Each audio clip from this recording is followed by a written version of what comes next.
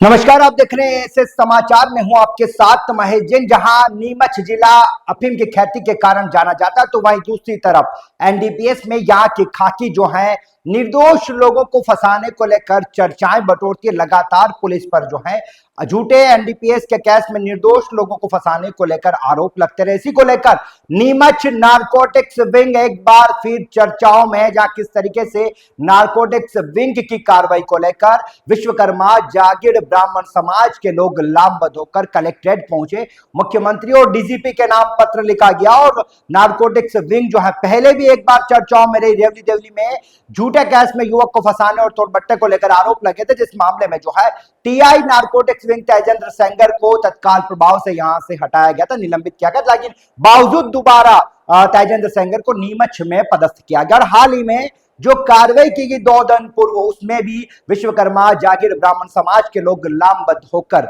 Neemuch collectorate पहुंचे और मध्य प्रदेश के मुखिया मोहन सरकार और डीजीपी जो है इनसे ज्ञापन सौंपते हुए निर्दोष गरीब युवक जो है निरंजन जो है उसको निर्दोष केस में निर्दोष को फंसाने को लेकर आरोप लगा, कहा कि किस तरीके से जो मुख्य आरोपी थे उन्हें तो छोड़ दिया गया और किस तरीके से एक निर्दोष युवक जो उसे फंसा दिया गया। वही बता दें कि निखिल, पवन और एक अन्य युवक है आर्यन, तीनों युवक जो है उन्हें स्टार्टिंग में परिवारजनों के आरोप हैं कि उन्हें पकड़ा गया था, लेकिन बाद में सेटलमेंट कर उन्हें अन्य कारणों के चलते छोड़ दिया गया। और जो निरंजन सुतार नाम का जो युवक है उसे उसकी दुकान से बुलाकर युवक ले जाते और बाद में उसे एनडीपीएस में आरोपी बनाया जाता। भाई के आरोप है कि पुलिस थाने से, नारकोटिक्स विंग थाने से फोन आता है कि आपके जो भाई है उसको एनडीपीएस के तहत आरोपी बनाया गया और कागजों पर साइन कराया जाता है और कहा जाता है कि 2 किलो 800 ग्राम का केस था, लेकिन हमने 1 किलो 100 ग्राम का ही केस बनाया है। अब सवाल खड़ा होता है कि एनडीपीएस में लगातार नीमच जिला चर्चाओं में है, विधानसभा से लगाकर लोकसभा में जो है एनडीपीएस के मामले लगातार सुर्खियां बटोरते हैं। निर्दोष लोगों को फंसाने को लेकर पुलिस खासी चर्चाएं बटोरती है। एक बार फिर नीमच में एक पीड़ित परिवार जो है समाज के बैनर तले न्याय की मांग की जा रही है और खाकी जो है नीमच की नारकोटिक्स विंग जो है वो दागदार होती हुई दिखाई दे रही है। उनके खिलाफ जो है समाज जो है आरोप लगा रहा है कि निर्दोष निरंजन सुतार नाम का जो निर्दोष व्यक्ति, इसके खिलाफ कोई आपराधिक मामला नहीं है, उसे आरोपी बनाने को लेकर आरोप लगाए जा रहे। चले सुनते हैं क्या कुछ कहना है परिवार का। मामला यह है कि मेरा छोटा भाई है, वो परसों के दिन 20 तारीख से मतलब 5 बजे से दुकान से गायब था, 5-6 बजे से, और 6 बजे के बाद में उसका फ़ोन बंद आया तो हमने कोशिश भी करी लेकिन पता नहीं चला। आईडी नहीं चला। और दूसरे दिन जब पता चलता है दिन में 1 बजे 1:30 बजे के आसपास मेरे पास फ़ोन आता है नारकोटिक्स जयपुरा थाने से कि आपका भाई छोटा गोलू जो उसको 1 किलो अफीम में यहाँ पकड़ा है और आप आ जाओ।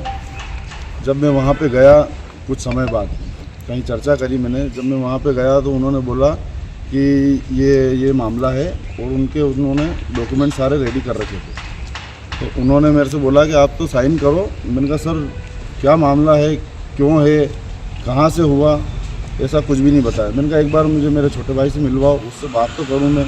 तो उन्होंने ऐसी कोई कार्रवाई नहीं करी। तो उसके बाद मुझसे साइन करवाए और मुझे बोला कि आप चले जाओ, कोई दिक्कत नहीं, आपके 1 किलो का केस बना दिया है, जिसमें 2 किलो 800 ग्राम का था और 1 किलो 100 ग्राम का बनाया है। ठीक है। उसके बाद में जब मैं घर पे आया, मैंने पापा को बताया तो पापा ने बोला अब क्या करें। तो हमारे घर से कभी ऐसा कोई केस भी नहीं और पुलिस केस आज तक नहीं है। किसके द्वारा कार्रवाई की गई है? कार्रवाई नारकोटिक्स विभाग ये जयपुरा से मुझे फ़ोन आया था तो वहीं से होगी। वहीं से क्या चाहते हो? नारकोटिक्स मेरे पास फ़ोन आया था बलराम सिंह जी रघुवंशी का। अब आप लोग क्या चाहते हो? हम लोग ये चाहते हैं कि उसको मतलब एक तो इसकी निष्पक्ष जांच हो, उसके साथ जो 3 आरोपी और थे, निखिल, आर्यन और पवन माली जो रावणडुंडी में रहते हैं, उनको मतलब जब 20 तारीख के दिन उनको गिरफ्तार किया गया तो उनके परिवार वालों को नाइट में ही सूचना दे दी गई और उन्होंने वहाँ पे जाके जो भी लेन देन करना था उनको फ्री कर दिया गया। उसके बाद में दूसरे दिन मेरे पास कॉल आता है कि आपका भाई यहाँ पे बंद है और आप आ जाओ। तो अब हम तो यही चाहते हैं कि इसकी निष्पक्ष जांच हो और सत्यता पे जांच हो और जो भी आरोपी है, मुख्य आरोपी, उसे गिरफ्तार किया जाए। घटना घटी थी परसों के दिन लगभग शाम को 5:30 पौने 6 के आसपास 2 लड़के आए और वो मतलब है जो मेरा भतीजा निरंजन उर्फ गोलू, उसको लेकर के गए।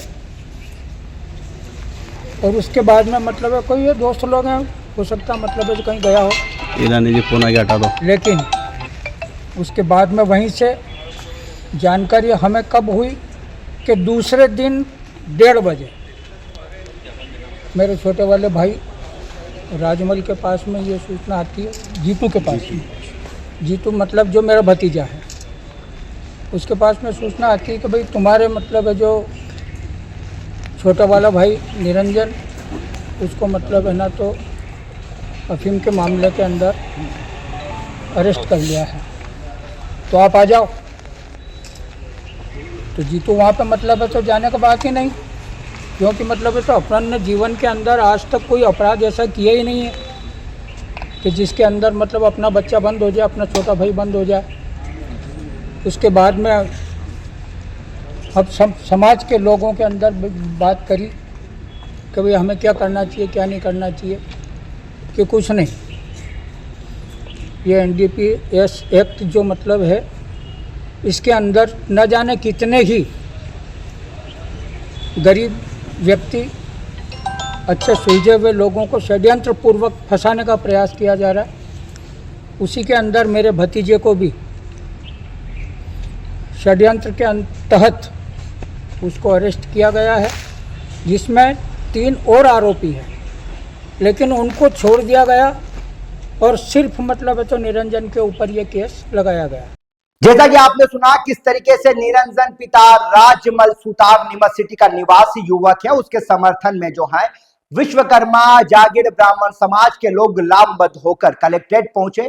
डीजीपी से लगाकर मुख्यमंत्री मोहन यादव के नाम ज्ञापन सौंपा गया। ज्ञापन सौंपते हुए नारकोटिक्स विंग नीमच पर झूठा और फर्जी केस बनाते हुए निर्दोष व्यक्ति को फंसाने के आरोप लगाए गए। पूरे मामले में पीड़ित परिवार ने समाज के साथ मिलकर न्याय की मांग करी। अब देखना है पूरे मामले में लगातार नारकोटिक्स विंग जो है वह किस तरीके से सुर्खियां बटोरती है। निर्दोष लोगों को फंसाने को लेकर पहले भी आरोप लगे, लेकिन यहां पर जो अधिकारी पदस्थ हैं उन्हें यही कहीं वापस पदस्थ कर दिया जाता है। ऐसे में देखना है कि पहले भी तेजेंद्र सेंगर TI को हटाया गया था, अब दोबारा इस मामले में क्या कुछ कार्रवाई जो है प्रदेश के मुखिया और DGP की देखने को मिलती है।